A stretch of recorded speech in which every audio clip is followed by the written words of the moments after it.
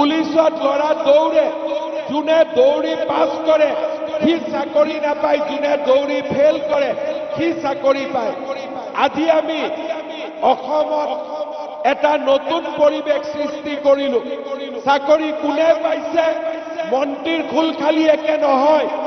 চাকৰি কোনে পাইছে, ডাঙৰ অফিচাৰৰ ল'ৰা ছোৱালীয়ে নহয়। চাকৰি কোনে পাইছে, গাঁৱৰ তৰকাৰী বেপাৰীৰ ল'ৰা, গাঁৱৰ পকৰি বিক্ৰী কৰা দোকানী আৰু গাঁৱৰ বিধৱা মানুহৰ ল'ৰা ছোৱালীয়ে আজি অসমত চৰকাৰী চাকৰি পায়।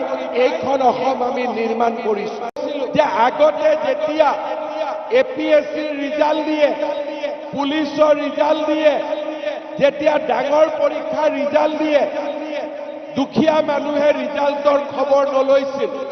কাৰণ চাকৰি দুখীয়া মানুহৰ ভাগ্যত লিখাই নাছিল।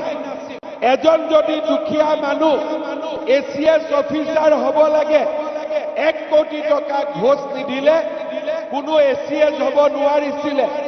চৰকাৰী চাকৰিৰ বাবে হয় ৰকিবুল হুছেইনৰ ঘৰত অহা যোৱা কৰিব লাগিছিলে, নহলে 10 লাখ 15 লাখ টকা ঘোষ দিব লাগিছিলে।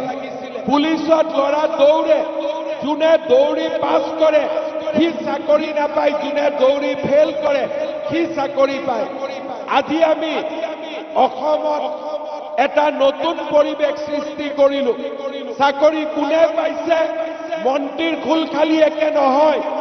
চাকৰি কোনে পাইছে, ডাঙৰ অফিচাৰৰ ল'ৰা ছোৱালীয়ে নহয়। চাকৰি কোনে পাইছে, গাঁৱৰ তৰকাৰী বেপাৰীৰ ল'ৰা, গাঁৱৰ পকৰি বিক্ৰী কৰা দোকানী আৰু গাঁৱৰ বিধৱা মানুহৰ ল'ৰা ছোৱালীয়ে আজি অসমত চৰকাৰী চাকৰি পায়। এইখন অসম আমি নিৰ্মাণ কৰিছো।